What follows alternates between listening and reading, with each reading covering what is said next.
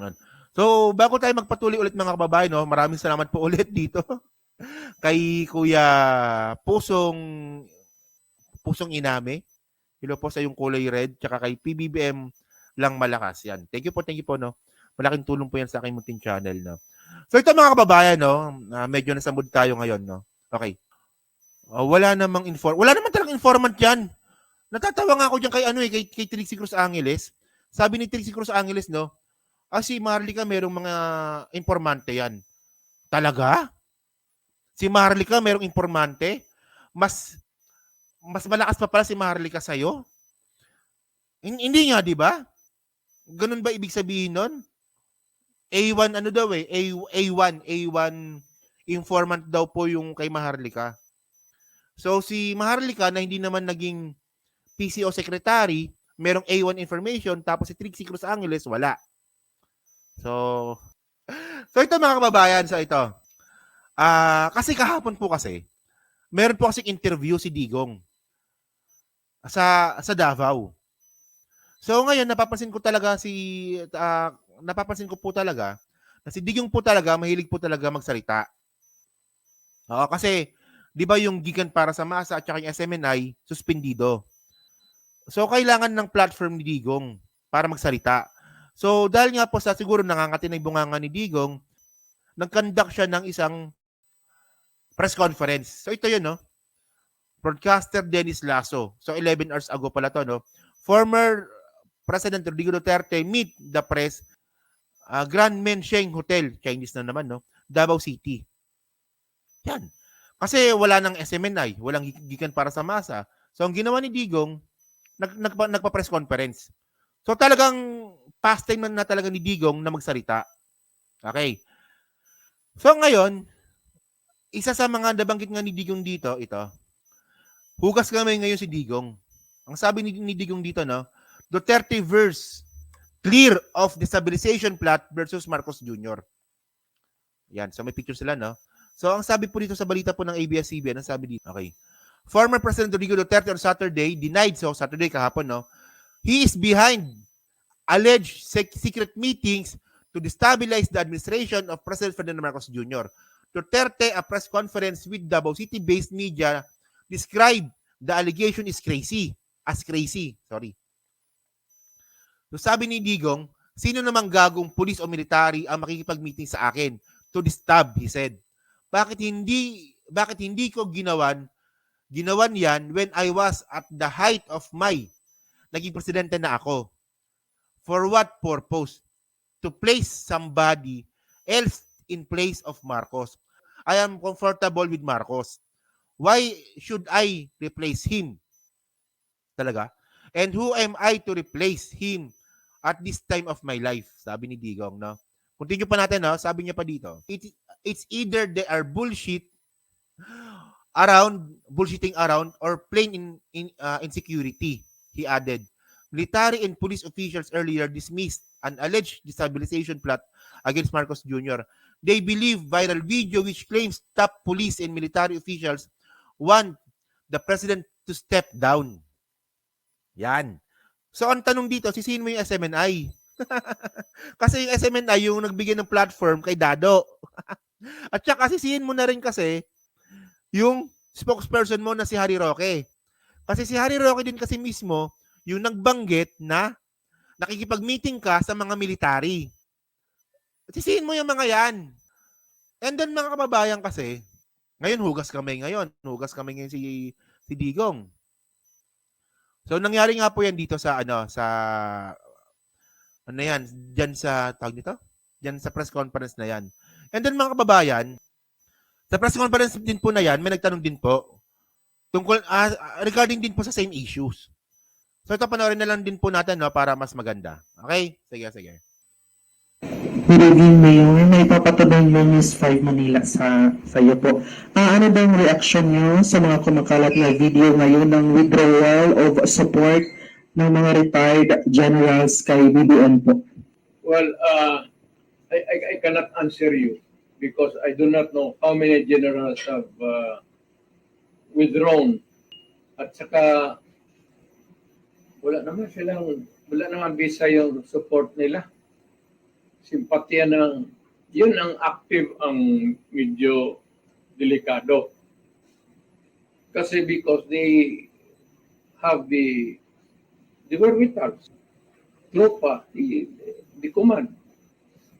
Yung mga retired, hindi nga nila withdraw yung, siguro, withdraw na, hindi nila withdraw yung support sa asawa nila.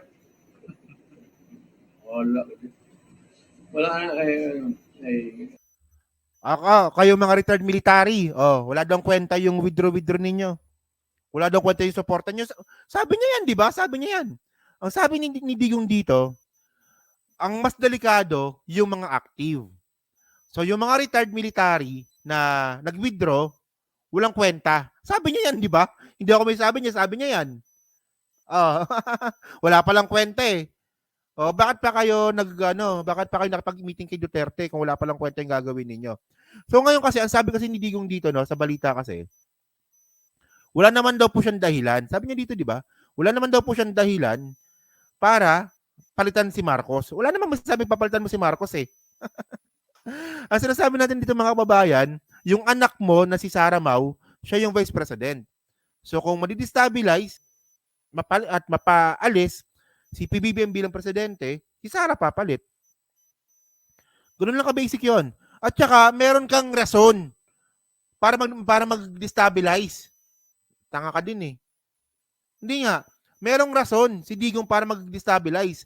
Kasi mga kababayan, unang-una kasi, yung ICC. Yung ICC.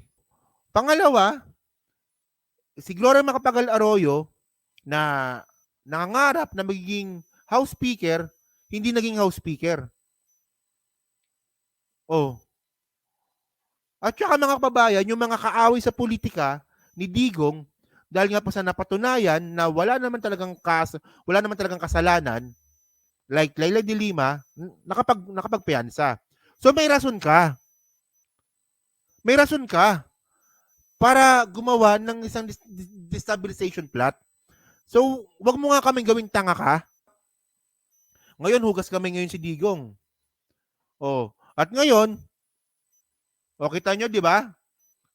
Doon sa mga nakausap ni Digong na retired military. Kita nyo, di ba?